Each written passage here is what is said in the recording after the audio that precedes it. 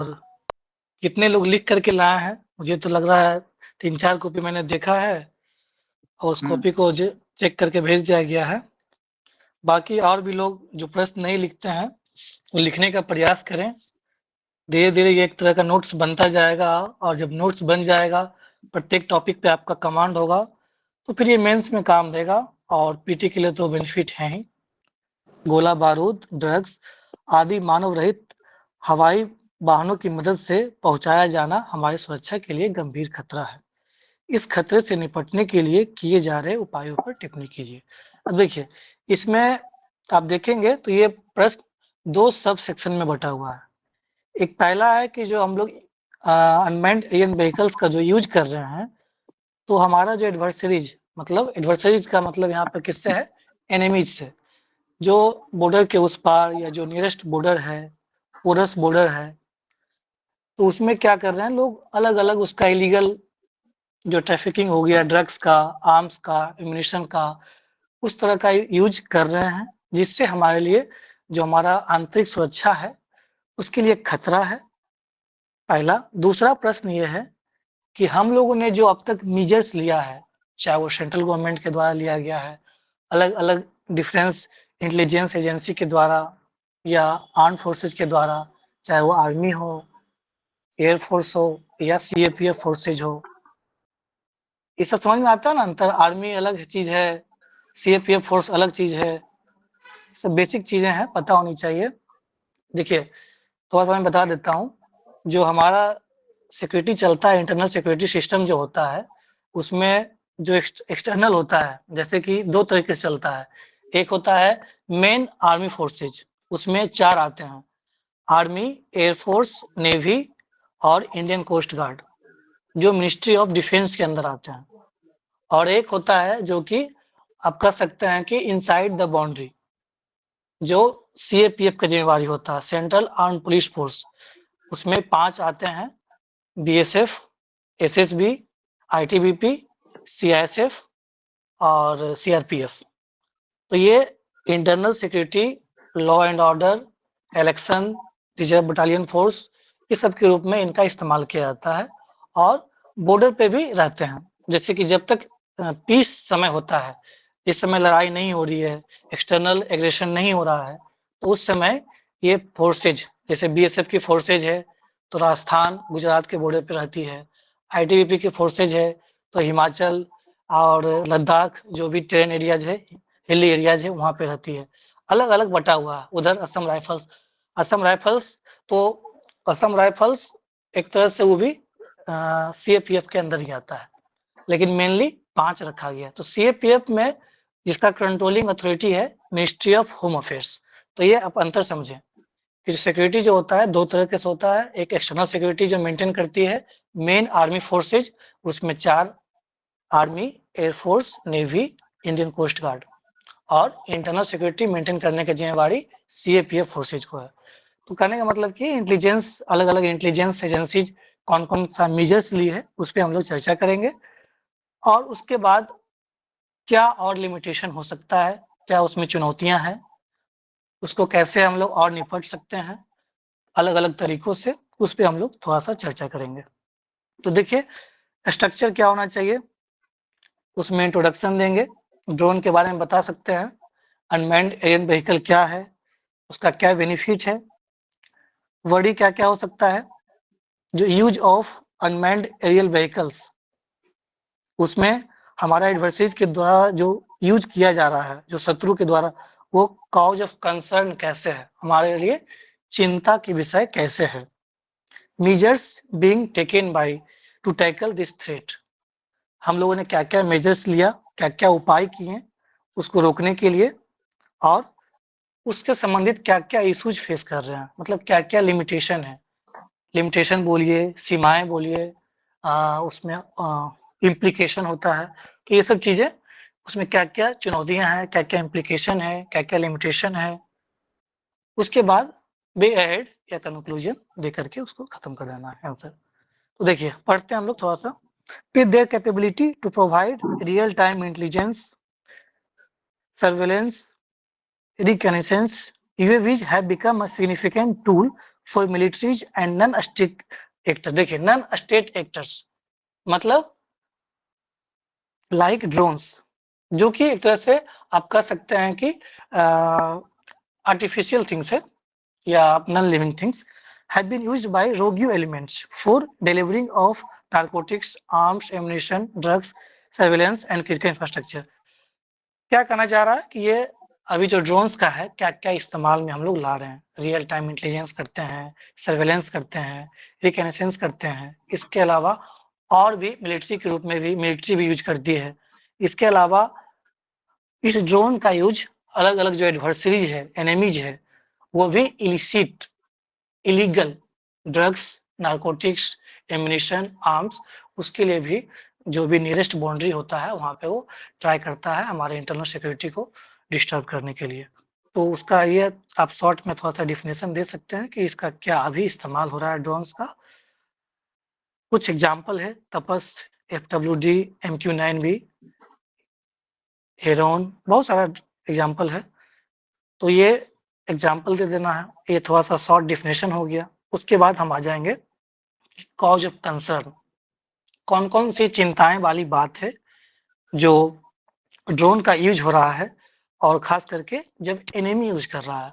हमारे लिए यूज़ करे तो बेनिफिट है, लेकिन जब वो एनिमी यूज़ करेगा, हमारा एडवर्सरीज़ यूज़ करेगा, उसमें क्या-क्या चुनौतियाँ हैं हम लोग को।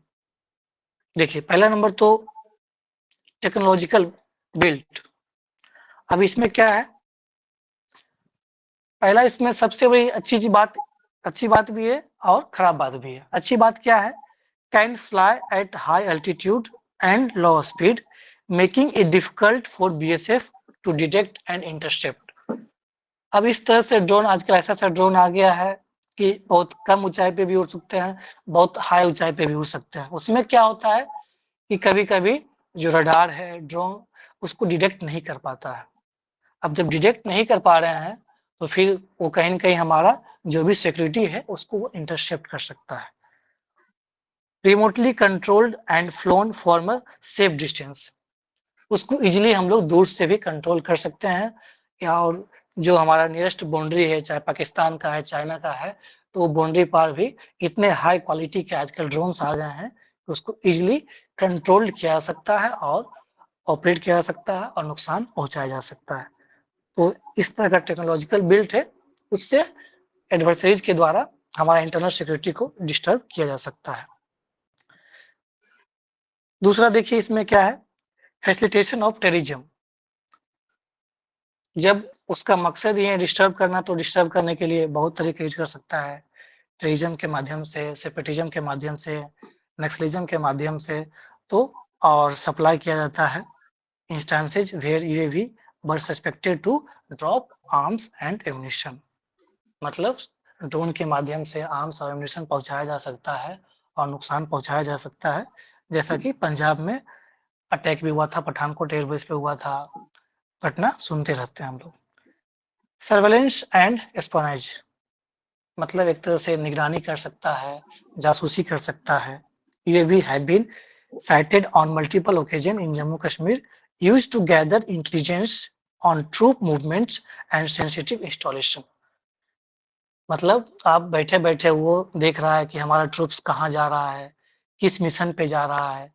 तो ये जब गैदर इन्फॉर्मेशन करेगा, उससे क्या होगा कि हमारे सिक्योरिटी के लिए नुकसान हो सकता है। जैसा कि हम लोगों ने जब 14 फरवरी को हुआ था सीआरपीएफ के बटालियन पे अटैक, तो वो भी इंटेलिजेंस उसको खबर मिल गया, सिक्योरिटी एजेंस जो जैसे भी हो, तो वो हमारे सिक्योरिटी फोर्सेज के लिए अच्छी बात नहीं है, हमारे सिक्योरिटी के लिए अच्छी बात नहीं है। तो वो इसका अब दूसरा देखिए साइकोलॉजिकल इम्पैक्ट्स और क्या-क्या इम्पैक्ट हो सकता है। Near conflict zone like LOC, LAC. LOC जो होता है हमारा लाइन ऑफ कंट्रोल किसका है? जो पाकिस्तान वाला है और एलएसी किसका है? Line of China. Actual control China वाला है। Presence of UAV increase stress and anxiety among local population. एक साइकोलॉजिकल इम्पैक्ट भी होता है जब बार-बार ड्रोन आ रहा है या हमला हो रहा है, तो आस-पास के जो रेसिडेंट हैं, उसका भी एक इम्पैक्ट पड़ता है, वो भी लोग डिस्टर्ब होते हैं। बाकी तो सिक्योरिटी फोर्सेस तो डिस्टर्ब रहती ही हैं। जब भी मान ली किसी भी तरह का अगर दिख जा रहा है, अगर पक्षी भी दिख जा रहा है तो कभी-कभी सस्पेक्ट हो जाता है कि क्योंकि आज एक से एक एडवांस ड्रोन बन गया है। आप लोग मूवी में भी देखे होंगे, एक मूवी आया था उरी, तो एक पक्षी टाइप का बनाया गया था ड्रोन। तो आजकल एक एडवांस बहुत तरह का टेक्नोलॉजी एडवांस हो गया है जिसमें डिटेक्ट करना थोड़ा-सा मुश्किल हो जाता है। तो साइकोलॉजिकल इम्पैक्ट भी आस-पास के लोगों में भी और साथ-साथ जो सिक्योरिटी फोर्सेज है, उसके लिए भी साइकोलॉजिकल इम्पैक्ट रहता है और वो मेंटली डिस्टर्ब रह सकते हैं। Safely hazard pose a risk to civilian aircraft. अब जो सिविलियन हमारा जो एरोप्लेन जाता है, उसको भी नुकसान हो सकता है। मान लिए वो चाहे तो अगर ड्रोन के माध्यम से उस पे भी अटैक किया जा सकता है। अगर हम लोग टाइमली डिटेक्ट नहीं कर पाएँ, तो जो हमारा सिविलियन एयरक्राफ्ट है, वो भी नुकसान हो सकता है। इकोनॉमिक इम्प्लीकेशन ये तो बिल्कुल है। जब इलिसिट और इलीगल ड्रग्स, नारकोटिक्स या आर्म्स एम्युनिशन का सप्लाई हो रहा है, तो उससे गवर्नमेंट को तो ना तो कुछ पैसा आ रहा है, ना टैक्स आ रहा है और साथ ही साथ कितना नुकसान हो सकता है, चाहे वो आईईडी का सप्लाई हो या किसी भी तरह का जो भी आर्म्स, नारकोटिक्स का सप्लाई होगा, तो वो हमारे देश के लिए खतरा ही है। तो ये आपका सिक्योरिटी थ्रेट है, क्या-क्या कंसर्न हो सकता है, टेक्नोलॉजिकल बिल्ट है, सेफ्टी हैज़ार्ड सिविलियन एयरक्राफ्ट को लेकर के, इकोनॉमिक इम्प्लीकेशन है, आर्थिक चुनौतियाँ, टेररिज्म, सेपरेटिज्म, नक्सलिज्म उसका भी फेलिसिटेशन कर सकता है, जो हमारा एनिमी है। इसके अलावा सर्विलेंस, निगरानी और साथ ही साथ जासूसी कर सकता है और साइकोलॉजिकल इम्पैक्ट्स भी है। तो ये 5-6 कंसर्न इम्पोर्टेंट कंसर्न है। अब उसमें प्रश्न क्या है कि हमने जो मेजर्स लिया है, उस पे कमेंट करना है। मतलब अभी तो उसमें क्या करेंगे, पहले बताएँगे कि कौन-कौन सा मेजर्स लिया और वो मेजर्स, वो जो उपाय है, किस हद तक कारगर अभी तक साबित हो पाया है और उसमें क्या बदलाव करने की ज़रूरत है। तो हम लोग मेजर्स को देखते हैं, क्या-क्या मेजर्स है। देखिए, मेजर्स टेकन, उसमें अलग-अलग आप पर्सपेक्टिव प्रयास करें जब भी आप आंसर लिखें, तो ये सेपरेट करें, अलग-अलग एस्पेक्ट्स, अलग-अलग पहलू पे। उससे क्या होगा ना आपका माइंड बाइफरकेट कर पाएगा, इस पॉइंट पे क्या-क्या हम लिख सकते हैं। जैसे हम बात कर रहे हैं देखिए यहाँ पे है ना टेक्नोलॉजिकल अपग्रेडेशन, इसमें जो भी टेक्नोलॉजी अभी तक अपग्रेड हुई है, चाहे वो डीआरडीओ के द्वारा हुई है, एचएएल के द्वारा हुआ है, इसरो के द्वारा हुआ है, इसके अलावा अलग-अलग जो डिफरेंट प्राइवेट पीएसयू कंपनीज है, ये सब के द्वारा जो भी डेवलपमेंट किया गया है या जो भी फॉरेन गवर्नमेंट के द्वारा भी किया गया है, जिसमें इज़राइल है, यूएसए है, तो उसका भी आप मेंशन कर सकते हैं कि क्या-क्या टेक्नोलॉजी अपग्रेडेशन किया जा सकता है और हमने क्या-क्या प्रयास किया। दूसरा क्या है, लीगल फ्रेमवर्क, कानूनी हम लोगों ने क्या-क्या उसके लिए पॉलिसी लाया है, उसको हम लोग कानूनी रूप से भी बाँध सकें। उसमें आता है ड्रोन रूल्स है, डिजिटल स्काई प्लेटफ़ॉर्म है, इंटेलिजेंस शेयरिंग, अलग-अलग इंटेलिजेंस, अलग-अलग फोर्सेज, चाहे वो रॉ है, आईबी है, एनआईए है, इसके अलावा हमारा जितने भी फोर्सेज है, सीआरपीएफ फोर्सेज है, बीएसएफ, सीआरपीएफ, सीआईएसएफ और आर्मी, एयरफोर्स, नेवी, ये सब का आपस में बाकी यूएसए की एजेंसी है, इज़राइल की एजेंसी है मोसाद, यूएसए का सीआई है, MI6 मिलिट्री इसका है, ब्रिटेन का है। तो ये सब एजेंसी के साथ हम लोग का इंटेलिजेंस शेयरिंग हो और उसमें और अधिक से अधिक मजबूत से हमारा मेजर्स लिया जा सके ताकि इसको हम लोग कंट्रोल कर सकें। इसके अलावा चौथा क्या हमने लिखा है, कम्युनिटी एंगेजमेंट। अब देखिए इससे क्या हुआ कि आपका माइंड में बन गया कि हम इसमें इतना पॉइंट डाल दें, 4 पॉइंट डाल दें, इसमें डाल दें। जैसा प्रश्न का मार्क्स होता है उस हिसाब से आप आंसर लिखते हैं। तो प्रयास करें जब भी आप आंसर लिखें तो सेपरेट करने का प्रयास करें। एक ही में घौच-पोच नहीं होना चाहिए। अब पॉइंट लिखें, अब कहाँ आपका जाएगा, 1 पॉइंट लिख रहे हैं, 2 पॉइंट, उसमें माइंड सेग्रीगेट नहीं कर पाता है। इसलिए हमेशा प्रयास करें कि पॉइंट वाइज़ अलग-अलग पर्सपेक्टिव, अलग-अलग एस्पेक्ट को चर्चा करें। अब देखिए हम लोग चर्चा करते हैं पहला टेक्नोलॉजिकल अपग्रेडेशन। कौन-कौन सा टेक्नोलॉजिकल अपग्रेडेशन किया गया है अलग-अलग एजेंसी के द्वारा। Deployment of anti drone weapons, मतलब एंटी ड्रोन डिफेंस ऐसा-ऐसा सिस्टम कौन-कौन, जैसे कि रडार के माध्यम से हम लोग, रडार में क्या होता है डॉप्लर इफेक्ट के माध्यम से हम लोग मैसेज भेजते हैं, मैसेज भेजने के बाद वो डिटेक्ट, जैसे ही वो डिटेक्ट होता है, अगर उसके रेंज में आता है, वो तुरंत पावर बैक करता है और वहाँ पे सिग्नल मैसेज देने लगता है। जैमर्स उस हाई क्वालिटी की जैमर्स होती है। जैमर्स जैसे आप लोग एग्ज़ाम में देखते होंगे कि वहाँ पे नेटवर्क काम नहीं करता है। जैसे ही उस रीजन में आएँगे, हमारे रीजन में आएँगे, बाउंड्री वाले रीजन में, तो वो ऑटोमेटिक जिससे वो ऑपरेट हो रहा है, कंट्रोल हो रहा है, वो ब्लॉक हो जाएगा। थर्मल इमेजिंग, ये टेम्परेचर से कंट्रोल होता है। सपोज़ करिए कि मान लिए उसका जो ड्रोन कंट्रोल हो रहा है, मान लिए 30 डिग्री सेल्सियस पे कंट्रोल हो रहा है और हमने उसको अपने मशीन के द्वारा 35 रखा हुआ है, ताकि जैसे ही वो हमारे रीजन में एंटर करे, हमारा मशीन डिटेक्ट कर ले और उसको डिस्ट्रॉय कर सकता है या उसको ब्लॉकेट कर सकता है। एकॉस्टिक सेंसर, अलग-अलग प्रकार का सेंसर होता है, उसके माध्यम से भी हम लोग डिटेक्ट करने का प्रयास करते हैं। एंटी ड्रोन और भी है, स्काईवॉल है, ड्रोन गन टैक्टिकल चिमेरा है, इंद्रजाल।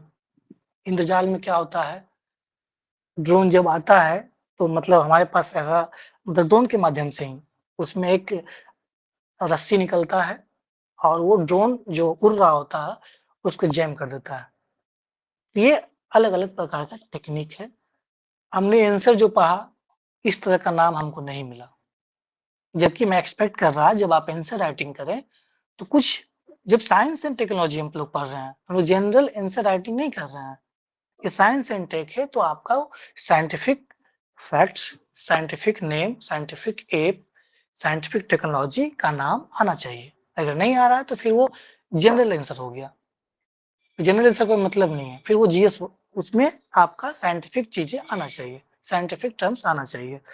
स्काई बॉल का मैंने चर्चा किया, ड्रोन गन हो गया, इंद्रजाल हो गया, ये सब आप मेंशन कर सकते हैं। एक आईडीडी एंड आईएस है, इंडियन आर्मी डेवलप की है। इंडिजन देखिए, अगर आप सिर्फ ये भी लिख देते हैं आईडीडी एंड आईएस, एनफ है। आप फुल फॉर्म में लिखते हैं कोई बात नहीं, इससे बस उसको मैसेज चला गया एग्जामिनर को कि you are aware of this fact, क्या डेवलपमेंट हो रहा है। Indigenous integrated drone detection and interdiction system. Soft kill measures, soft kill measures में क्या है, डीआरडीओ द्वारा डेवलप किया गया है, डीआरडीओ निशांत है, that can disable UAV electronically without causing collateral damage. मतलब इस तरह का इलेक्ट्रॉनिकल रेज निकाला जाए, उससे उसको हम लोग जस्ट ब्लॉक कर देते हैं, तो सिस्टम ही ब्लॉक हो गया। तो आप ध्यान रख सकते हैं, आप उसको नष्ट करने की जरूरत नहीं है, बस उसका सिस्टम ब्लॉक हो गया, बस वो कुछ काम ही नहीं कर पाएगा, आगे नहीं बढ़ पाएगा। सॉफ्ट किल मेजर्स मेंस में आपको बहुत हाईटेक नहीं करना है, बस आपको ये शब्द यूज कर देना है। When you write down soft kill measures, अगर आप बाकी कुछ नहीं भी लिख रहे हैं, डीआरडीओ नहीं लिख रहे हैं, एक्सप्लेन नहीं कर रहे हैं, दे डोंट डिमांड, लेकिन वो कीवर्ड्स का डिमांड करते हैं। You should know, soft kill measures का आपने चर्चा किया, इंद्रजाल का चर्चा किया, स्क्वायर वॉल का चर्चा किया, ये डिमांड रहती है कि कीवर्ड्स जरूर मेंशन करें। D4S, drone detect debtor destroy system, ये भी डीआरडीओ द्वारा डेवलप किया गया है। उसमें क्या करना है, ड्रोन को डिटेक्ट करना है, डिटेक्ट करना है, नुकसान पहुंचाना है, डिस्ट्रॉय कर देना है। CUSA, counter unmanned aircraft system, इसमें बहुत ज़्यादा आपको एप्लीकेशन पे नहीं जाना है, कैसे काम करता है, बेसिक यही है।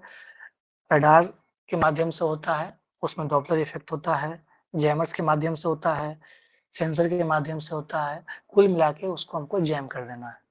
अब जैम सॉफ्ट किल से कर दें, उसको इंतजार के माध्यम से कर दें, या उसको गिरा दें, नष्ट कर दें, जैसे करना है उसको जैम कर देना। लेकिन हमारा क्या है मेंस के पर्सपेक्टिव से, इस सब कीवर्ड्स को ध्यान रखना, कौन-कौन सा मेजर्स, कौन-कौन सा उपाय किया गया है। दूसरा आते हैं लीगल फ्रेमवर्क। लीगल फ्रेमवर्क में क्या-क्या है, ड्रोन रूल्स। अब जब ये आपने मेंशन कर दिया ना, दैट इज एनफ। आप अब पूरा कुछ भी मत लिखिए। ड्रोन रूल्स 2021 बाय डीजीसीए, खत्म, इतना ही लिखना है। अगर बाकी कुछ भी नहीं लिखते हैं, कोई इशू नहीं है। Who can operate drones and no fly zone, मतलब उसमें रजिस्ट्रेशन करना होता है, कौन उड़ा सकता है, क्या-क्या उसकी एलिजिबिलिटी है, ये सब उसमें गाइडलाइंस दिया गया है, उसके माध्यम से ही रजिस्ट्रेशन करना होता है। उसके लिए एक बनाया गया है launch of digital sky platform, जिसपे जितने भी ड्रोन ऑपरेटर्स हैं, उसको रिक्वायर्ड है कि नेसेसरी परमिशन लेना होगा। अब क्या होगा, हमारे पास डेटाबेस है, जो बाउंड्री के उस पार से अगर ड्रोन्स कोई आ रहे हैं, अगर रजिस्टर्ड नहीं है, ऑटोमेटिकली क्या होगा, वो ब्लॉक हो जाएगा। एक हम लोग ने लाए थे CIBMS, comprehensive integrated border management system. ये जितने भी बाउंड्री एरियाज हैं, चाहे बांग्लादेश है, पाकिस्तान का है, चाइना का है, उसमें इसको इम्प्लीमेंट किया जा रहा है। मतलब फुल्ली सेंसर्ड युक्त पूरा हमारा बाउंड्री सिस्टम हो, जिसमें कुछ भी किसी भी तरह का इलीगल ट्रैफिकिंग होता हो, इलीगल एंट्रिंग होता हो, तो इजीली वो डिटेक्ट कर लेता है। तो इसमें अगर रजिस्टर रहेगा, उस ड्रोन के जो ड्रोन ऑपरेटर है तो डिटेक्ट कर पाएगा, और डेटाबेस इस तरह का बनाया गया है। इंटेलिजेंस शेयरिंग एंड कोलैबोरेशन, उसमें क्या है, अलग अलग एजेंसीज के साथ कोलैबोरेशन करना है, चाहे वो इंटरपोल हो। इंटरपोल का नाम सुना है आपने? International police organisation. इंटरनेशनल। हाँ, इसमें क्या होता है कि सारे जितने भी, पूरे आप कह सकते हैं कि पूरे वर्ल्ड का एक पुलिस संस्था है। किसी भी तरह का अगर रेड कॉर्नर नोटिस जारी किया जाता है किसी अपराधी के खिलाफ, या दूसरे देशों में जाके पकड़ना होता है, तो हम लोग इंटरपोल की मदद लेते हैं। हमारे इंडिया की तरफ से इंटरपोल में जो संस्था है, कौन है बताइए, कौन संस्था है, कोई बताएंगे? मतलब सीबीआई। प्रतिनिधित्व कौन करता है? हाँ, सीबीआई। CBI करता है। हाँ, good. USA and CI, USA का CI हो गया, यूके का मैंने बताया MI6 है, इजराइल का मोसाद है। तो अलग अलग एजेंसी के साथ हम लोग कोलैबोरेशन कर सकते हैं। इसके अलावा वेरियस लॉ इन्फोर्समेंट एजेंसी, इसका मैंने चर्चा किया, जो हमारा एक्सटर्नल फोर्स है, जो defence force, army, air force, navy, Indian coast guard, और internal CAPF force, BSF, CSF, CRPF, SSB, ITBP, ये इसके साथ एक अच्छा अलायंस हो, साथ साथ लोकल जो हमारा पुलिस एडमिनिस्ट्रेशन है उसके साथ भी, और जो भी इंफॉर्मेशन गैदरिंग हो उससे हम लोग डिटेक्ट कर पाएंगे। इंडिया अबाउट स्मैश 2000, ये स्मैश ड्रोन है एंटी ड्रोन सिस्टम में, जो कि इजराइल से खरीदा गया है।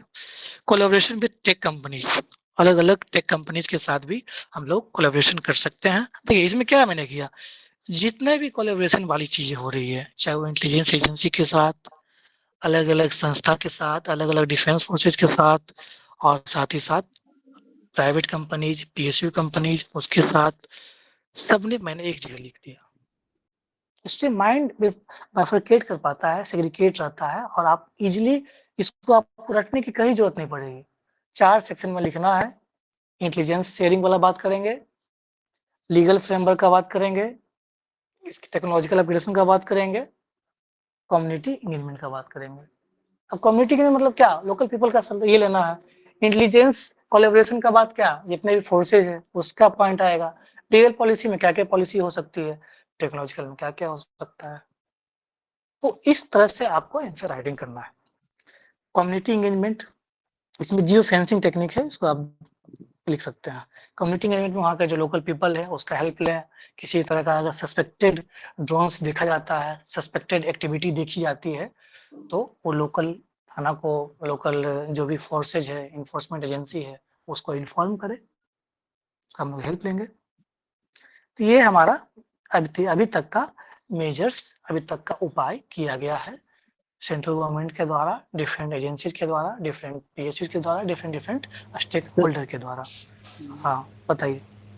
सर एक जो क्या? है गवर्नमेंट के द्वारा एक और जो है ये पर्सपेक्टिव जो है लेने की जो बात की गई थी, जिसमें ये हाँ था हाँ। कि जो है जितने भी ड्रोन्स है उसके कमर्शियल यूज जो है उसको जो है निर्धारित करने की बात की गई थी, और उसको जो है सिक्योरिटी थ्रेट और इसको देखते हुए उसके लिए कि जो है एरिया जो है फिक्स करने की बात की गई थी। तो क्या इसको भी जो है हम लोग इसको आप डाल लिख सकते सकते हैं? हैं, आप लिख सकते हैं, लीगल पॉलिसी में डाल दीजिए ना, लीगल फ्रेमवर्क है उसमें आप डाल सकते हैं। ठीक है, बस वही देखना है कि आपका प्रश्न कितने मार्क्स का है, उस हिसाब से आप, लेकिन जब आप नोट्स बना रहे हैं तो आप डालिए, जब आंसर लिख रहे हैं तो प्रयास करें कि जैसा प्रश्न है, जितना मार्क्स का है उस हिसाब से लिखेंगे। अब थोड़ा सा लिमिटेशन देखते हैं, क्या क्या लिमिटेशन है। देखिए इसमें लिमिटेशन का चर्चा नहीं है, लेकिन कमेंट कह रहा है हमने लिख दिया है 3-4 पॉइंट, ध्यान रखना है। ये वे अहेड है, कुछ वे अहेड है, क्या-क्या हो सकता है, क्या-क्या लिमिटेशन है। पहला है आपका टेक्नोलॉजिकल लिमिटेशन। टेक्नोलॉजिकल लिमिटेशन वही, हमारे पास अभी भी उतनी हाई टेक्नोलॉजी नहीं है। अभी भी हम लोग क्या कर रहे हैं, टेक्नोलॉजी बाय कर रहे हैं इज़राइल से, यूएसए से, अलग-अलग देशों से बाय करते हैं। अभी हालाँकि कुछ-कुछ डेवलपमेंट हुआ है, लेकिन अभी और डेवलपमेंट करने की ज़रूरत है। कोऑर्डिनेशन इश्यू, अलग-अलग एजेंसी के साथ जो कोऑर्डिनेशन नहीं ठीक से हो पाता है, कोलैबोरेशन नहीं हो पाता है, उसके लिए क्या ज़रूरत है कि एक इंटीग्रेटेड प्लेटफ़ॉर्म बने, ताकि डिफरेंट एजेंसीज़ को एक साथ लाया जा सके। फ़ॉल्स अलार्म, कभी-कभी क्या होता है कि पक्षी आ गया और लेकिन ड्रोन्स उतनी हाईली एक्टिव नहीं है, हाईली सेंसिटिव नहीं है, डिटेक्ट करने का कुछ और, डिटेक्ट कर लिया वर्ड को ही, सिविलियन एयरक्राफ्ट या कभी-कभी मतलब एक तरह से गलत फ़ॉल्स डिटेक्ट हो गया। क्यों? टेक्नोलॉजी उतनी एडवांस नहीं हो पाई है। ज्योग्राफिकल चैलेंजेस, हमारा जो बॉर्डर है बहुत ही पोरस है। पोरस का मतलब क्या होता है? मतलब कहीं ऊँचाई है, कहीं नदी है, कहीं वैली घाटी है, उसमें क्या है कि सरपास करने का मौका मिल जाता है एनिमीज़ को। तो ईज़िली मॉनिटर, जहाँ क्या है समतल मैदान रहेगा, तो वहाँ पे ईज़िली है ना कि आप अच्छा-सा फेंसिंग कर देंगे। अब समतल मैदान तो है नहीं, कहीं नदी है, कहीं पहाड़ है, कहीं घाटी है, तो पोरस बॉर्डर है। मतलब सरपासिंग जो है एनिमीज़ का हो जाता है। तो वो चीज़ नहीं हो, तो हमारे पास ये भी एक चैलेंजेज़ है, geographical challenges. Different difficult terrain है, उससे भी दिक्कत होती है। साइबर सिक्योरिटी, जब इंटरनेट की बात आ गई, टेक्नोलॉजी की बात हो रही है, तो आईओटी, 5G, 6G, तो वहाँ पे तो साइबर सिक्योरिटी वाली बात आ ही जाती है कि उसको हैक किया जा सकता है। तो उसको भी और अधिक हाई लेवल लैंग्वेज या जो हमने पढ़ाया था डीप लर्निंग, मशीन लर्निंग, जो हाई क्वालिटी की, उसको हम लोग क्वांटम कंप्यूटिंग, सुपर कंप्यूटिंग, उसकी मदद से हम लोग और एडवांस बना सकें, ताकि उसको हैक नहीं किया जा सके, साइबर सिक्योरिटी उसका मेंटेन रहे। ये लिमिटेशन हो गया, कंसर्न। क्या अहेड होना चाहिए, उस पर लिख दिया, थोड़ा सा लिख दिया है। एडवांस रिसर्च, ड्रोन डिफेंस एक्सप्राइजेज, मतलब इस तरह का आप इनिशिएटिव लिया जा सकता है, ताकि बहुत तरह का आइडिया उभर करके आए। जैसे हम लोग करवाते हैं ना कंपटीशन, कंपटीशन में क्या होता है, जब डिफरेंट कंपनीज पार्ट लेगी, तो उसमें अलग अलग नई नई टेक्नोलॉजी उभर के आएगी। उसमें जिसको जो है सबसे अच्छा है, उसको हम लोग कंसोल भी करते हैं, प्राइज भी देते हैं, वो फिर आगे उसको हम लोग फंडिंग भी करते हैं, ताकि वो हमारे देश के लिए काम आ सके। कोलैबोरेटिव अप्रोच, अलग अलग जो एजेंसीज है, चाहे इंटरनेशनल एजेंसी हो, नेशनल एजेंसी हो, उसके साथ हम लोग कोलैबोरेटिव अप्रोच करें और उसको एक कॉमन प्लेटफॉर्म पे इंटीग्रेटेड यूवी रेगुलेटरी सैंडबॉक्स, कुछ भी अगर आप देखिए, ये सब शब्दों को जब आप लिखेंगे ना, तो एक ये सब के ही सब कीवर्ड्स है मेंस का। सिंपल कुछ नहीं, integrated UAV regulatory platform, sandbox लिखने होते हैं, प्लेटफॉर्म में लिख दीजिए, बस हो गया। You need to require a develop a establish a integrated UAV regulatory platform. उससे क्या होगा, सारी एजेंसीज एक साथ आएगी और उस पर रिसर्च कर पाएगी, जो भी समस्या है उसको हम लोग उसको रिजॉल्व कर पाएंगे। कैपेसिटी बिल्डिंग, कैपेसिटी बिल्डिंग ये भी कॉमन चीज है, जो नई नई टेक्नोलॉजी आती है उसमें हम लोग को ट्रेनिंग, कैपेसिटी बिल्डिंग का मतलब क्या होता है, ट्रेन करना। जो भी नई नई टेक्नोलॉजी है उससे अवगत कराना, जो भी फोर्सेज है। जो मोबाइल में देखते हैं हमेशा सॉफ्टवेयर जो है अपग्रेड करने का ऑप्शन आता है, महीने में आता है, एप्लीकेशन में आता है, क्यों आता है? इसलिए आता है कि उसमें वायरस, स्कैमर्स उस पर अफेक्ट नहीं कर पाए। उसी तरह से हमारे पास जो फोर्सेज है, एजेंसीज है, उसको भी जो भी नई टेक्नोलॉजी आ रही है उससे अवगत रहे, ताकि हम लोग उसको इंटरसेप्ट कर सकें, घटना घटने से पहले उसको हम लोग प्रिवेंट कर सकें। इसलिए कैपेसिटी बिल्डिंग भी रेगुलर होती रहनी चाहिए। गाइडलाइंस पॉलिसी, लीगल पॉलिसी तो गाइडलाइंस हैं ही, साथ ही साथ एथिकल गाइडलाइंस हो। ड्रोन एथिक्स बोर्ड का एस्टेब्लिशमेंट किया जा सकता है, उसमें एथिकल गाइडलाइंस हो, ताकि जो भी एथिकल चीज़ें हैं, मतलब कहीं ना कहीं उससे इफेक्ट पड़ेगा। यूथ एंगेजमेंट, यूथ एंगेजमेंट को भी शामिल किया जाए उसमें। नेशनल लेवल हैकथॉन हो, ड्रोन इनोवेशन कैंप हो, सब कैंप किया जाए ताकि उससे रिलेटेड जो भी यूथ इंटरेस्टेड रखते हैं उसमें नई नई टेक्नोलॉजी हम लोग खोज पाए और उसको साथ ही साथ हम लोग मोटिवेट भी कर पाए। तो ये सब आप कुछ कुछ हेड में डाल सकते हैं। उसमें देखिए कुछ कुछ कॉमन होता है। जब आप मेंस राइटिंग करते हैं तो ये जैसे कैपेसिटी बिल्डिंग जरूर लिखें। कुछ समझ में नहीं आया जरूर लिखें इसको। कोलैबोरेटिव अप्रोच, सारी एजेंसीज का एक साथ प्लेटफॉर्म पे आना कोलैबोरेटिव अप्रोच हो गया। साइंस एंड टेक का मतलब application of science and tech. Funding की बात होती है। कुछ भी होता है तो फंडिंग का रिक्वायरमेंट होता ही है। और मतलब कम्युनिटी पार्टिसिपेशन, जो भी वहाँ के आसपास की कम्युनिटी है उसका जरूर हेल्प लें। Community engagement, community participation, engagement वहाँ के आसपास के लोगों को जरूर करें जिस तरह का हम लोग पॉलिसी ला रहे हैं। लास्ट में आप कंक्लूजन दे देते हैं। As the illicit use of UAV by adversaries poses a multifaceted threat to India's internal security। मतलब बहुत तरह का मल्टीफेसेट थ्रेट है हमारे लिए, लेकिन एक forward looking, collaborative, multi pronged strategy, ये सब जो खास करके ये सब जरूर आप लोग कीवर्ड्स जब भी आप लिखें सॉल्यूशन लास्ट में कंक्लूजन में, तो ये सब पॉजिटिव वर्ड्स याद रख लेना है। लिखना नहीं, याद रख लेना है कि इसको चिपका देना है। सब पॉजिटिव वर्ड से सब कंक्लूजन में आना ही चाहिए। Multi pronged approach, multi faceted approach, forward looking, collaborative, integrated, है ना, ये सब रिमार्केबल, इस तरह का चीज आना ही चाहिए। यही है। बताइए किसी को कुछ इसमें समझ में नहीं आ, पूछिए। हम लोग क्या देखें इसमें, ये देखें कि वे भी किसको कहते हैं, क्या क्या हमारा कॉज ऑफ कंसर्न है, जो हमारा एनिमीज, हमारा दुश्मन जो यूज कर रहा है हमारे खिलाफ, तो किस तरह से यूज कर सकता है, उसमें अलग अलग चुनौतियां हैं। हमने क्या क्या उपाय किया उसके लिए, अभी तक क्या उपाय किया है, क्या और उसमें लिमिटेशन है जो मेजर्स हम लोग लिए हैं, क्या क्या और होना चाहिए वे हेड कंक्लूजन। ये हो गया आपका। बताइए किसी कुछ पूछना है, समझ में आया?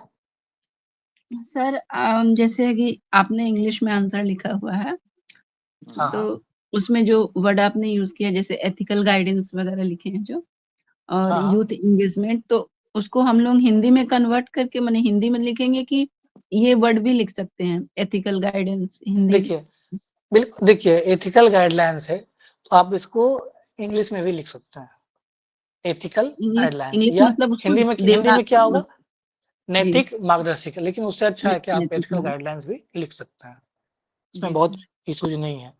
कम्युनिटी पार्टिसिपेशन है तो उसमें क्या होगा, सामुदायिक भागीदारी।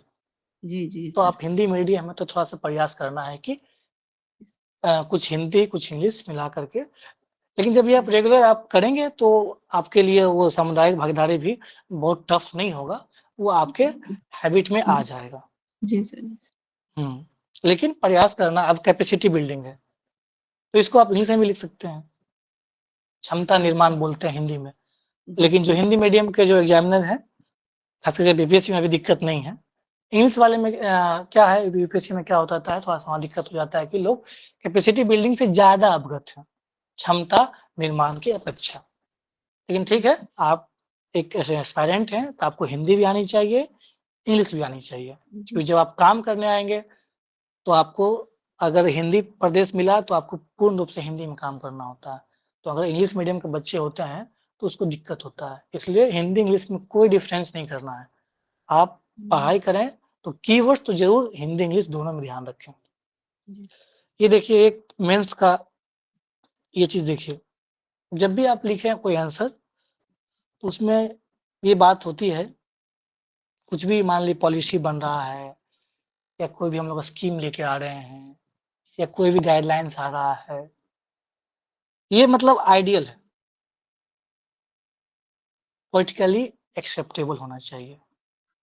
अगर हम लोग कोई बिल ला रहे हैं, पॉलिटिकली एक्सेप्टेबल कैसे होगा, वो लेजिस्लेशन में, पार्लियामेंट में वो एक तरह से सहमत, उस पर अच्छे से चर्चा हो और साथ ही साथ उस संबंधित NGO, stakeholders, civil society civil organisation से हम लोग बात किए हों कि उससे क्या-क्या चुनौतियाँ आ सकती है।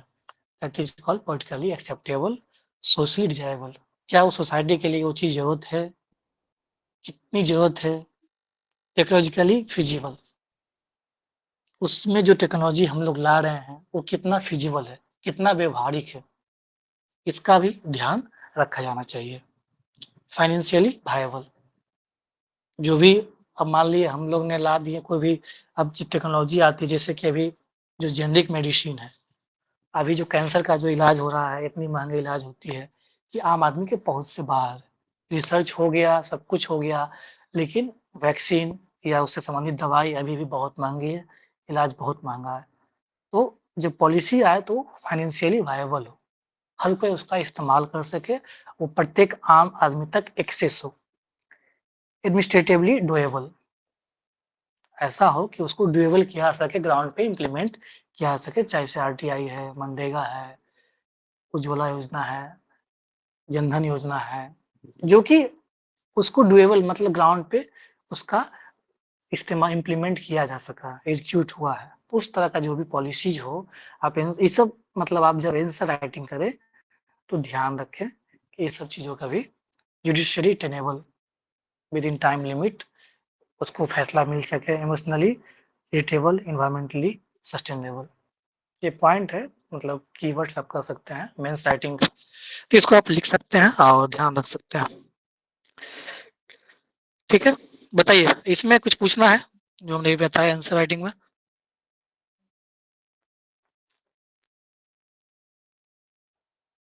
ये जो लास्ट वाला बताया कार्तिकेयन जी, इसको एक बार फिर से इन लोगों को बताइए समझा बताइए। दीजिए। ये काफी अच्छा लगा हमको। पॉलिटिकली एक्सेप्टेबल, सोशली ड्यूरेबल, उसको technologically feasible, financially viable, administratively हाँ, ड्यूरेबल। ये काफी ये शानदार रामबाण है। है, रामबाण है ये। ये मेंस का रामबाण है। तो इसमें मैंने देखिए, पर्सनली भी इसका स्क्रीनशॉट लेके रख लिया। काफी अच्छा है ये। तो यही देखिए यही सर होना इसको चाहिए। ये हाँ इसको सर एक हाँ उदाहरण से समझा दीजिए सर, कि जैसे पॉलिटिकली आप लिखे हैं देखो एक्सेप्टेबल, सुनो, मैंने बताया ना जी। एक्सेप्टेबल, हाँ यस किसान सर। लॉ जो था तो वो क्या इसको था? हम कैसे आंसर में कहाँ कैसे यूज करेंगे सर ये? ओके ओके ठीक है, मैं बता देता हूँ। बता ठीक दीजिए। है, हाँ देखिए, पॉलिटिकली एक्सेप्टेबल मतलब क्या, वो जो हमने कोई पॉलिसीज लाया, कोई गाइडलाइंस लाए, तो वो कितना आम जनता के लिए वो कारगर है, ग्राउंड पे वो इम्प्लीमेंट है। सर बता रहे थे किसान लॉज के बारे में ही, तो क्या हुआ, हमने फॉर्म बेस ला दिया। अब हमारा जो फार्मर है, क्या वो रेडी है उस चीज़ को एडॉप्ट करने के लिए? चाहे वो एमएसपी को लेकर के, अब एमएसपी हटाने की बात हो रही है, कॉन्ट्रैक्ट फार्मिंग का लाने का बात हो रहा है, तो क्या वो उतना डेवलप हो चुकी है, क्या उतना मैच्योर हो चुकी है, क्या उतनी सुविधाएं मिल पाएगी, क्या उतना हम उसको एश्योर कर पाए हैं, आश्वासन दिला पाए हैं, है ना? कुछ तो कमियां रही, तभी तो विरोध हुआ। तो जब भी कोई भी हम लोग लाएं पॉलिसी, तो पॉलिटिकली एक्सेप्टेबल हो, मतलब पॉलिटिकली पहले क्या होता था, पहले मतलब होना यही चाहिए कि जो विपक्षी पार्टी है, उसको भी आप शामिल करें, कोई भी बिल आ रहा है। आजकल एक नया ट्रेंड चल गया है, ध्वनि मत से पारित हो जाता है। किसी भी लोकतांत्रिक देश के लिए ठीक नहीं है। अब ध्वनि मत से पारित होने का मतलब क्या हो रहा है कि आप उस विषय पे, उस टॉपिक पे, उस बिल पे पूर्ण रूप से बहस नहीं हुआ, चर्चा नहीं हुआ। तो क्या होना चाहिए, जो भी पॉलिसी आए तो उसपे हर एक एंगल से, हर एक पर्सपेक्टिव से उसपे बहस हो, चर्चा हो। आखिर पार्लियामेंट किस लिए है? विधानमंडल किस लिए बनाया गया है? इसलिए तो बनाया गया है ताकि वो पॉलिटिकली एक्सेप्टेबल हो। हर एक स्टेक होल्डर्स, अलग-अलग सांसद, अलग-अलग एमएलए अपनी बात रखें कि क्या-क्या चुनौतियाँ आ सकती है। उससे संबंधित स्टेक होल्डर्स, चाहे वो एनजीओ हो, प्रेशर ग्रुप हो, सिविल सोसाइटी हो, सिविल ऑर्गेनाइजेशन हो, उससे बात करे गवर्नमेंट। चाहे वो गवर्नमेंट हो, एडमिनिस्ट्रेशन हो, जैसे उससे बैठक हो, अपोजिशन पार्टी से बैठक हो, साथ ही साथ उस संबंधित रिलेटेड स्टेक होल्डर से बात हो, उसके बाद पॉलिसी को इम्प्लीमेंट किया जाए, जो कि हम लोग फार्म बेस्ड सोशली डिजायरेबल, क्या सोसाइटी का रिक्वायरमेंट है। जैसे अब हम लोगों ने बहुत ही अच्छा काम किया यूपीआई को लेकर के, हमारी गवर्नमेंट ने किया, तो क्या उसका डिजायरेबल था? बिल्कुल था, वो इम्पोर्टेंट था, क्योंकि हम लोग को जब भी पेमेंट करना होता था, बैंक जाइए, कुछ पैसा निकालना है बैंक जाइए, बिना कैश का कोई उपाय नहीं है। तो सोशली डिजायरेबल था, वो डिमांड थी कि कुछ ऐसा चीज़ हो जो कि हम घर बैठे भी पेमेंट कर पाएँ या मोबाइल हमारे पास हो, उससे हम लोग आसानी से उसको पेमेंट कर दें, कैश नहीं भी हो। तो ये क्या है? सोशली डिजायरेबल था, सोसाइटी का रिक्वायर्ड था, फाइनेंशियल इंक्लूजन हो पाया। टेक्नोलॉजिकली फिजिबल, फिजिबल है ना, व्यवहारिक, कितना व्यवहारिक हो गया। आज कोई मतलब सब्जी वाला भी, रेहड़ी वाला भी, एक छोटा-सा दुकान जो मतलब हर कोई अब पेटीएम, फ़ोन पे, गूगल पे यूज़ कर रहा है। तो क्या है, ये टेक्नोलॉजिकली फिजिबल है। अब टेक्नोलॉजी हमारे साथ ले आए, जैसे अभी टेक्नोलॉजी जो मान लिए मैंने कैंसर का बात किया या एक तरह से बायोसेंसर आ गया है, बायोप्लास्टिक्स आ गया है। तो अभी आम लोगों से पहुँच बाहर है, अभी तक वो नहीं पहुँच पाया है। टेक्नोलॉजी डेवलप हो गया, वैक्सीन ही जब कोविड-19 का जो वैक्सीन आया, अगर गवर्नमेंट अवेलेबल नहीं कराती फ्री में, तो सब लोग तो नहीं ले पाते। जो हाई क्लास के लोग हैं या जो अमीर लोग हैं, उनको मिल जाती, वो वैक्सीन ले लेते पैसा दे कर के। लेकिन बाकी जो रेस्ट जो मतलब पुअर पीपल है, वो कहाँ से लेते? तो उसके लिए तो चाहिए था कि नहीं गवर्नमेंट, अब ये तो ऐसा देख नहीं रहा था कि अमीर-गरीब कौन है, कोविड-19 तो हर किसी को फैल सकता था। तो गवर्नमेंट ने ऐसा किया कि टेक्नोलॉजिकली फिजिबल है और फाइनेंशियली वायबल। फाइनेंशियल वायबल में क्या है? ऐसा कुछ भी पॉलिसीज़ लाएँ, तो सबके लिए वो एक्सेस हो सके। बहुत ही कम पैसे में, अब जैसे अभी देखिए पीएम विश्वकर्मा योजना आया है, मतलब बहुत ही अच्छा योजना है। जितने भी कुल 18 उसमें अलग-अलग फील्ड है, मूर्तिकार है, शिल्पकार है, कुम्हार, मतलब अलग-अलग जितने भी 18 लोग हैं, 18 वर्कर्स, 18 अलग-अलग टाइप के वर्कर्स हैं, कास्ट टाइप के हैं। कास्ट बेसिस पे हाँ, था तो वो लगभग। उसके लिए मतलब लाया गया था कि उसको 1 लाख रुपए मिलेगा, मतलब और उसको चुकाना है 1.5 साल में, 18 मंथ्स में। अब सैलून खोल रखा है, उसके पास कुछ नहीं आ रहा है, थोड़ा-सा उसका इंफ्रास्ट्रक्चर अच्छा हो जाएगा, पंखा लग जाएगा, तो लोग जहाँ मान लें 10 आते थे, वहाँ 20 आने लगेंगे। तो क्या है, फाइनेंशियली वायबल है, 1 लाख रुपया दिए, अब उससे वो अच्छे से कमा भी रहा है और उसके साथ-साथ फिर जब वो 1.5 साल में चुका देगा, तो फिर उसको मिलेगा 2.5 लाख रुपया। तो फाइनेंशियली वायबल हो, कोई भी स्कीम ऐसा हो, जो कि हम ग्राउंड पे उसको इम्प्लीमेंट कर पाएँ और वो आम आदमी तक पहुँच सके। एडमिनिस्ट्रेटिवली डूएबल, वही चीज़ है, प्रशासन मतलब उस चीज़ को, जैसे अभी आयुष्मान कार्ड बना है, तो उसमें इम्प्लीकेशन है। इम्प्लीकेशन, लेकिन हम लोगों ने कार्ड बनवाया, अब कार्ड क्या हुआ, बहुत ईज़ी वे में बना। कैसे? एप्लीकेशन था, आधार कार्ड नंबर चाहिए था और जो इसके लिए राशन कार्ड, इसका राशन कार्ड बना हुआ था, बहुत ही सिंपल था, मोबाइल से भी बन जा रहा था। एक एप्लीकेशन है, उसमें राशन कार्ड नंबर लगेगा, आधार कार्ड नंबर लगेगा, आपका आयुष्मान कार्ड बन जाएगा। इतना मतलब टेक्नोलॉजिकली फिजिबल भी हो गया, एडमिनिस्ट्रेशन भी ईज़िली एक्सेस कर पाया और उस चीज़ को बनवा दिया गया। तो कोई भी स्कीम्स हो, पॉलिसी हो, ऐसी हो जो कि वो ईज़िली डूएबल हो, ग्राउंड पे इम्प्लीमेंट हो सके, तो ऐसा होना चाहिए। जुडिशियरी टेनेबल, न्यायिक रूप से क्या हो, एक तो उसका टेन्योर फिक्स हो और साथ ही साथ उसको जस्टिस मिल सके ना, justice delayed is justice denied होता है। अभी जो आया है नई पॉलिसी, भारतीय सुरक्षा संहिता, भारतीय नागरिक सुरक्षा संहिता, उसमें न्याय संहिता, उसमें क्या है? यही है ना कि उसमें टाइम बाउंड दिया गया है। पता है कि नहीं आप लोगों को? टाइम बाउंड बनाया गया है, 90 डेज़ का है शायद, एक 6 180 डेज। 2 या 3 इयर्स का है। हाँ, हम्म, कुछ-कुछ है, तो उसमें अलग-अलग टाइप का केस बनाया है। गया है टाइम बाउंड बनाया गया है। क्यों बनाया गया है? ताकि उसको एक सही समय पे डिसीज़न मिल सके। अब किसी आप मतलब सिर्फ़ उस पे आरोप लगा है, आप उसको रिमांड में लेकर के, कस्टडी में लेके अगर रख रहे हैं, एक तो जेल का खर्च बढ़ रहा है, बाकी प्रशासन भी उसमें इन्वॉल्वमेंट है, उस आदमी को रखने में। उसके अलावा ट्रायल चल रहा है, उसमें हमारा मशीनरी का बेफिज़ूल खर्च हो रहा है। तो bail is the rule, jail is an exception होता है। ये जुडिशरी का है कि bail is the rule, jail is an exception. Jail तभी भेजना है जब एक्सेप्शन केस हो। तो ये क्यों है? ताकि हम लोग कोई भी निर्दोष को या बेवजह किसी को हम परेशान नहीं हो। हमारा जुडिशरी सिस्टम ये कहता है कि उसको हम लोग वो ऐसा टेनेबल हो कि टाइम बॉन्ड के साथ हम लोग जस्टिस दे पाएँ और किसी भी इनोसेंट को हम लोग रिमांड में, कस्टडी में बेवजह उसको नहीं रखें। वो ऐसा टेनेबल हो within time bound. Emotionally relatable, उसके इमोशन से टच करना चाहिए, क्या सच में वो चीज़ें हमारे लिए ज़रूरत है या नहीं ज़रूरत है।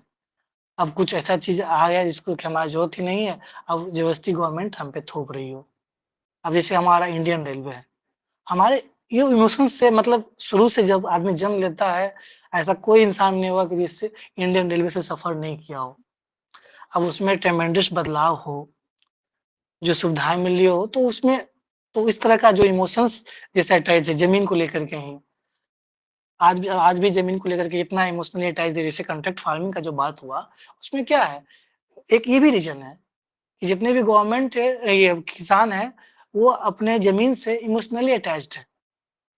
जब कोई इंफ्रास्ट्रक्चर का काम होता है, तो फार्मर्स विरोध करते हैं, प्रोटेस्ट करते हैं कि हम ज़मीन नहीं दे पाएँगे। अलग बात है कि हमारा राइट टू प्रॉपर्टी खत्म हो गया है, लेकिन वो इमोशनली अटैच्ड है, रिलेटेबल है। तो उस चीज़ को कैसे हम लोग उसको रिज़ॉल्व करें, इस चीज़ का भी पॉलिसी जब आए तो ध्यान रखें। एनवायरमेंटली सस्टेनेबल, ऑर्गेनिक फार्मिंग हो, ज़ीरो बजट नेचुरल फार्मिंग है, परंपरागत कृषि विकास योजना है, ये सब क्या है? सस्टेनेबल है। जो भी है पॉलिसी, वो हमारा सतत विकास को फुलफिल करे। तो जब भी हम लोग मेंस आंसर राइटिंग करें, तो कुछ समझ नहीं आए, तो इस तरह का भी बात आप लिख सकते हैं। फिलोसॉफिकल बातें, मॉडल आंसर जिसको बोलते हैं, आइडियल बातें कि कोई भी पॉलिसी हो तो कैसी होनी चाहिए। समझ में आया? कुछ पूछना है बताइए?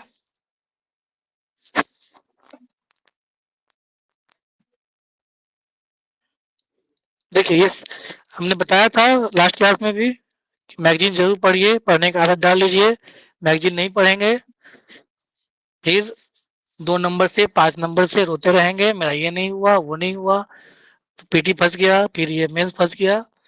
इसलिए एक अच्छी कोचिंग की, एक अच्छे स्टैंडर्ड जो तैयारी करवाते हैं, उसका मैगज़ीन पढ़ने का आदत डाल लीजिए। 3-4 ड्रोन चर्चा में रहा है अभी लास्ट ईयर में। एक तपस नाम है। अब देखिए प्रश्न सिर्फ तपस आ जाए, तपस रिलेटेड टू क्या है? ड्रोन है, एलसीएच है, एयरक्राफ्ट कैरियर है, बस इतना आ जाता है प्रश्न। अब तो ये क्या है, आप थोड़ा-सा अपना डाइवर्स करना है, अपने नॉलेज को बढ़ाना है। जब तक नॉलेज इंक्रीज़ नहीं होगा तो पीटी में, मेंस में, इंटरव्यू, अब इंटरव्यू में क्या है, अथाह चीज़ें हैं, कुछ भी पूछ देते हैं वो लोग। तो अपना नॉलेज को डाइवर्स करना है। तो मान लीजिए तपस, बस तपस ध्यान है क्या है तपस? एक ड्रोन है। फुल फॉर्म नहीं भी याद है, इट्स ओके। तो इतना पता होना चाहिए। ये इंडियन नेवी और डीआरडीओ के द्वारा बनाया गया है। मीडियम अल्टीट्यूड लॉन्ग एंट्रेंस, ये भी इसको ध्यान रख सकते हैं। कैसा है ये भी? मीडियम अल्टीट्यूड लॉन्ग एंट्रेंस, मतलब बहुत ज़्यादा ऊंचाई पे भी नहीं, बहुत कम ऊंचाई पे भी नहीं, मीडियम ऊंचाई पे ही उड़ती है।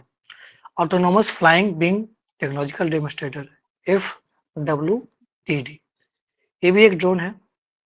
और एक ड्रोन MQ-9B है, ये हम लोगों ने खरीदा है अमेरिका से, यूएसए से। हाँ, तो ये ध्यान रखेंगे। MQ-9 भी तो सर ये निगरानी प्लस जो है ये मतलब गन लोडेड भी रहता है ना सर ये?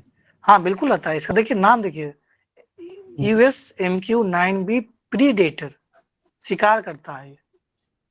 प्रीडेटर का मतलब होता है शिकार करने वाला, शिकार करने वाला, प्रीडेटर। MQ-9 इसमें 2 है, स्काई गार्जियन, सी गार्जियन। मुझे नहीं, बस ध्यान रखना है कि MQ-9B किसका है, एक ड्रोन है, किसका है, यूएसए का है, हम लोगों ने खरीदा है 31, बस इतना ही। बाकी हेरोन सब चर्चा में पिछले साल रहा था, लेकिन इस साल में 2-3 ये चर्चा में रहा है। सर रुस्तम का यूज कर सकते हैं? रुस्तम तो हाँ, क्यों नहीं कर सकते हैं, बिल्कुल कर सकते हैं। ईरान वाला जो था एक प्रेडेटर ड्रोन था। Yes sir. काफी पैसा कमाया ईरान वालों उसके नाम पे। सर बहुत कमाया, रसिया से ढूंढ के कमाया सर। हाँ, ऐसा हुआ है कि युद्ध का फायदा अमेरिका को इतना हो गया है कि कंपनियां हैं, बड़ी बड़ी कंपनियां, उनको पिछले अगले 10 से 15 साल का ऑर्डर बुक्ड है। ठीक है, तो युद्ध के कभी कभी फायदे भी होते हैं बड़े बड़े देशों को।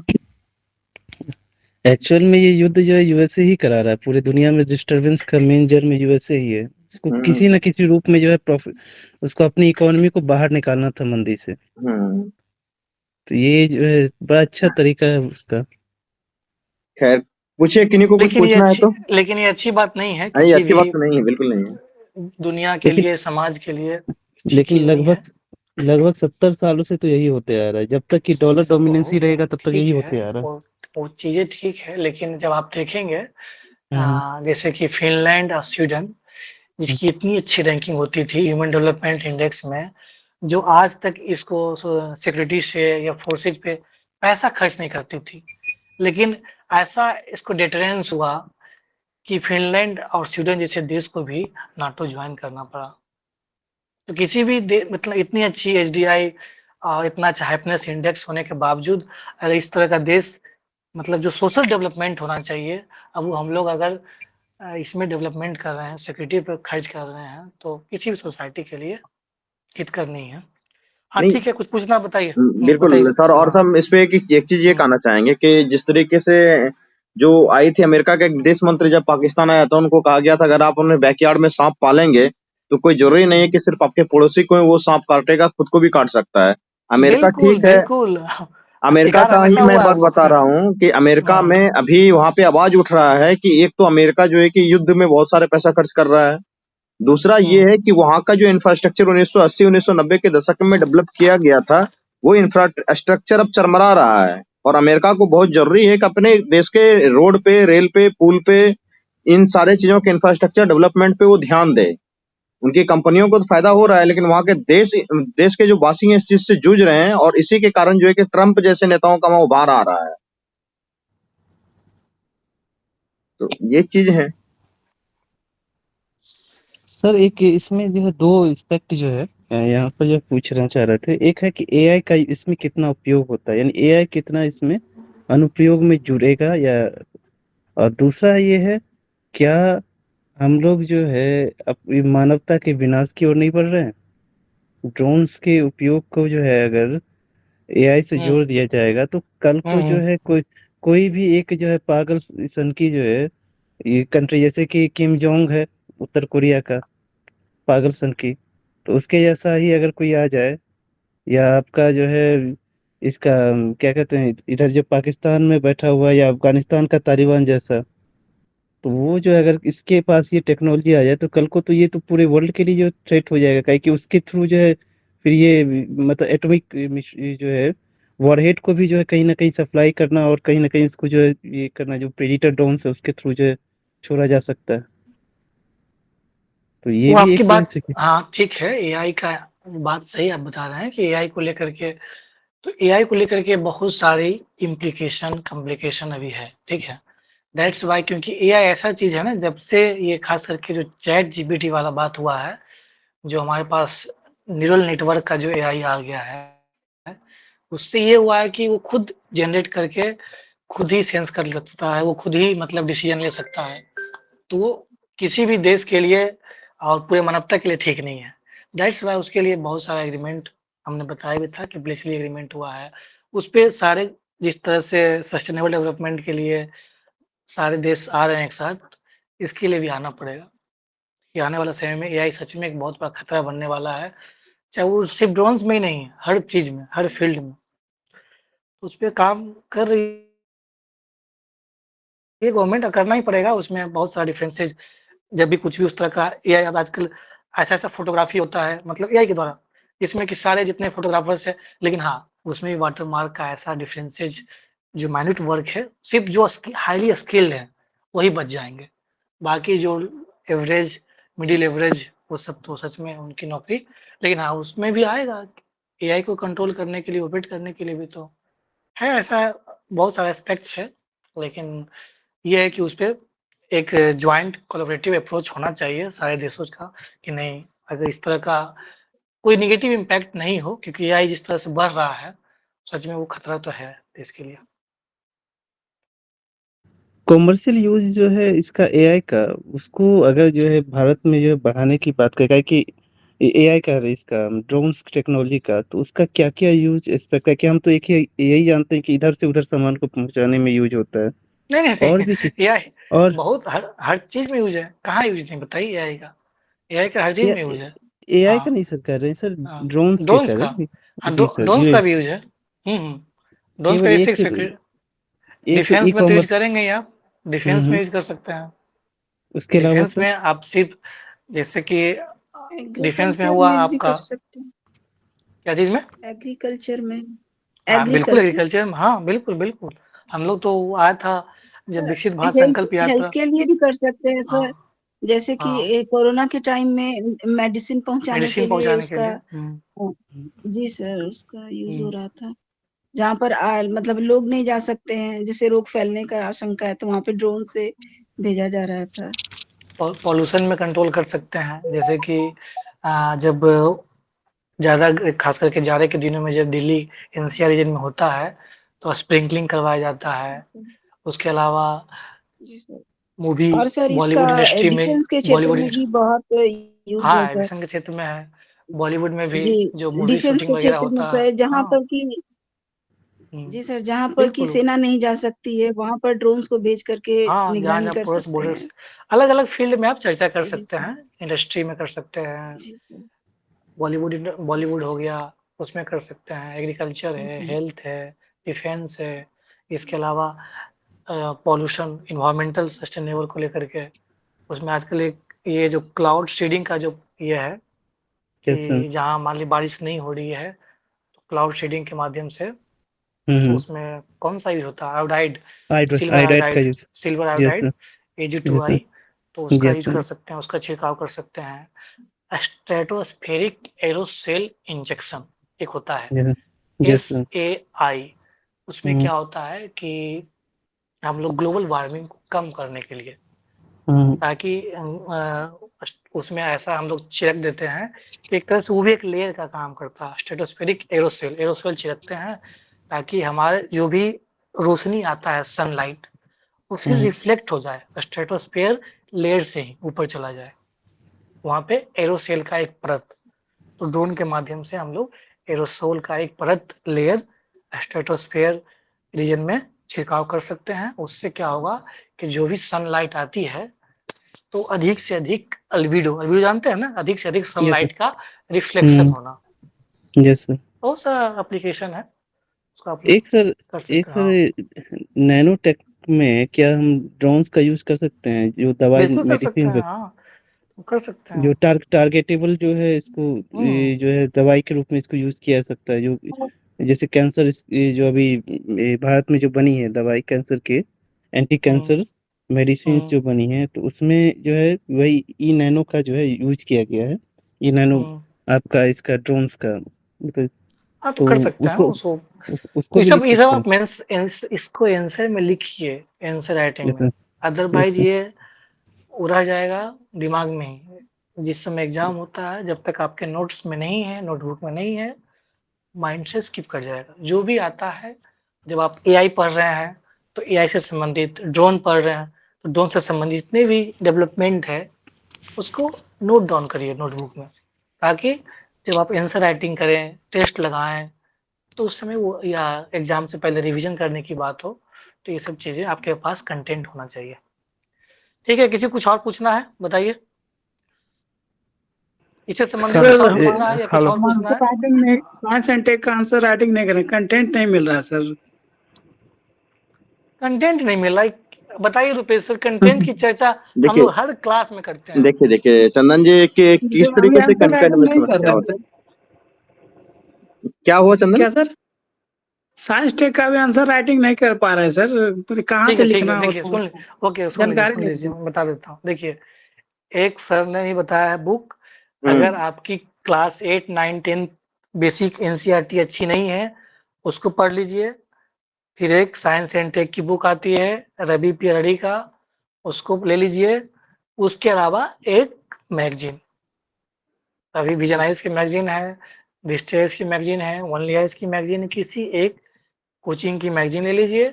उसमें साइंस एंड टेक का सारा 8-9 सेक्शन होता है, जैसे biotechnology, ICT, information communication technology, nano technology, defence technology, security, इसके अलावा renewable energy, alternative source of energy, nuclear energy, बाकी इंडस्ट्री एग्रीकल्चर वो सब हो गया।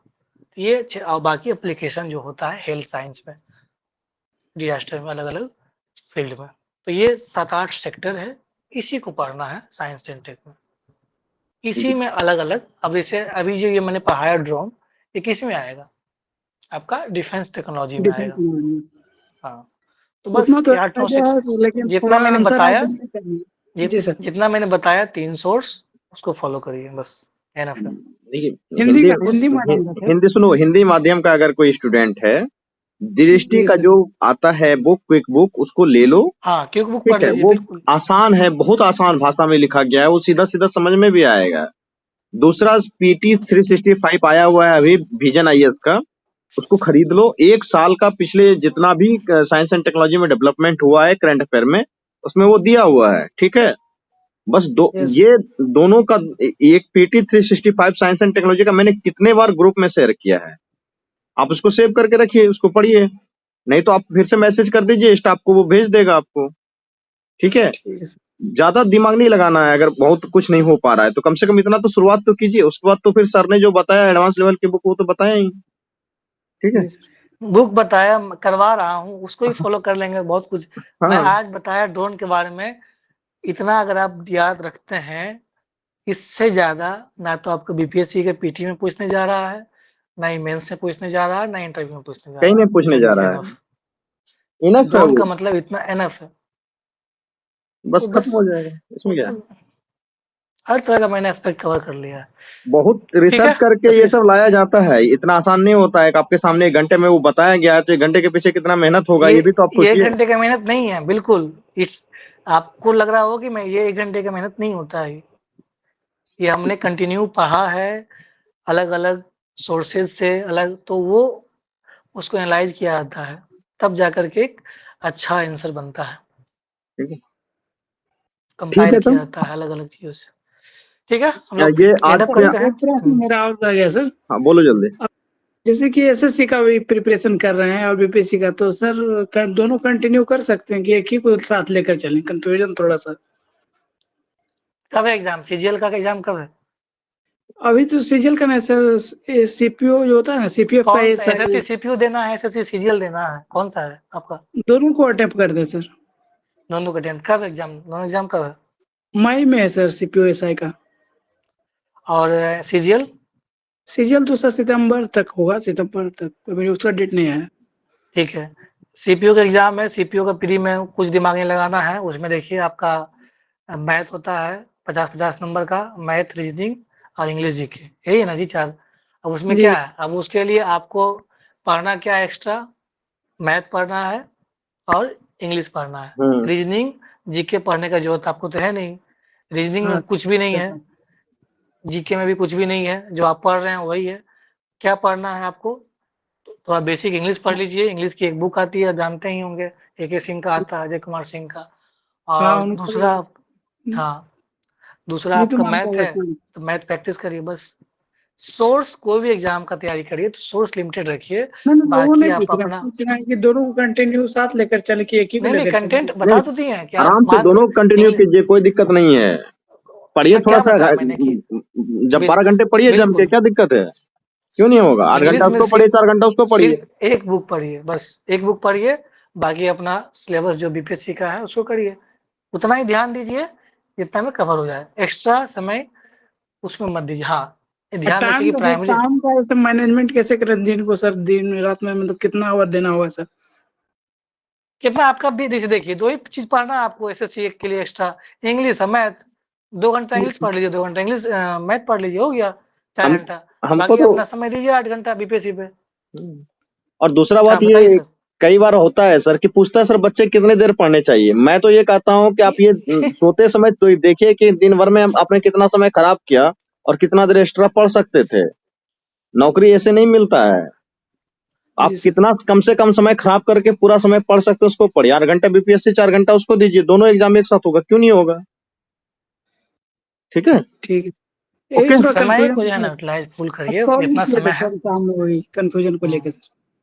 नहीं नहीं, मैं बताया ना कि उसको बस रिसोर्स लिमिटेड रखिएगा। इंग्लिश का भी बता दिया, मैथ का भी बता दिया। ज्यादा हाई तो अवॉइड नहीं करना है। 4 घंटा इनफ समय है, बाकी 8 घंटा बीपीएससी पे दीजिए। आपका प्राइमरी एग्जाम बीपीएससी होना चाहिए, जो भी देख लीजिए तो कौन, लेकिन प्राइमरी सेकेंडरी रखा कीजिए। प्राइमरी में प्राइमरी आई तो एग्जाम। बीपीएससी को लेकर अब चलना हाँ। होगा सर, बिल्कुल। लेकिन फॉर्म भी भरते तो इसलिए दोनों को पूछ ओके। रहे थे। हाँ नहीं, ओके ठीक ओके है, ओके। ठीक और कुछ पूछना किन्हीं को? एंड अप करते हैं हम लोग फिर। ठीक है सर। सर पेपर को, सर प्रीवियस पेपर को कैसे एनालाइज करना है, थोड़ा ये बता दीजिए। प्रीवियस पेपर एनालाइज करना, जैसे अभी हम साइंस एंड टेक चल रहा है टॉपिक। साइंस एंड टेक के जितने प्रश्न हैं उल्टा अपोजिट, 69, 68, 67, 66, 65, 64, 63, 62, 60 से 62वीं से लेकर के 69 तक सारे साइंस एंड टेक का क्वेश्चन या तो लिख लीजिए या उसका एक जगह निकाल लीजिए। ठीक है। उसके बाद देखिए कि किस किस सेक्शन से प्रश्न आया है, कौन सा सेक्शन ज़्यादा इम्पोर्टेंट है, कौन कौन सा टॉपिक है। जैसे स्पेस से पूछा गया है, एप्लीकेशन पूछा गया है साइंस एंड टेक का, smart city mission, health, disaster management, new technology पूछा गया है, बायोटेक्नोलॉजी पूछा गया। हमने वो सब कंपाइल कर दिया है, सिलेबस वही है जो हम लोगों ने ग्रुप में डाला है। बस उस पर आप नोट्स बनाइए, जो जो टॉपिक बताया गया आपको, न्यू टेक्नोलॉजी, बायोटेक्नोलॉजी, और उसका जो प्रीवियस क्वेश्चन है, आपको मन है तो उसका भी नोट्स बना लीजिए। बस इतना ही करना है। Okay sir. ठीक है। ठीक जी सर। Good night. तो हम लोग एंड अप करते हैं। Good night. Good night sir.